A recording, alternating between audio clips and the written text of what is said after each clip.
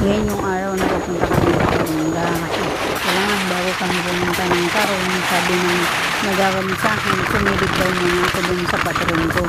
Kaya yan, kasama ang aking dito at pabidyo-bidyo pa habang nagmumotor, namukha na tayo sa akin at walang kahit ano, pero okay lang, carry lang.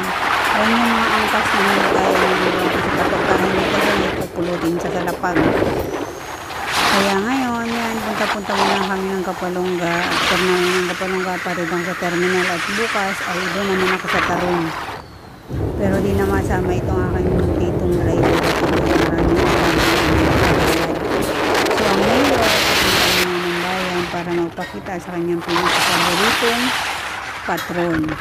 So yan muna for today, bawal lang masyadong muna, bago muna tayo kasi ayan o. Yung mga tipong normal ang kailangan. Makikita mo ay naganda ng mga bakla. Sa mukha ko lang kayo tumingin, ayan na.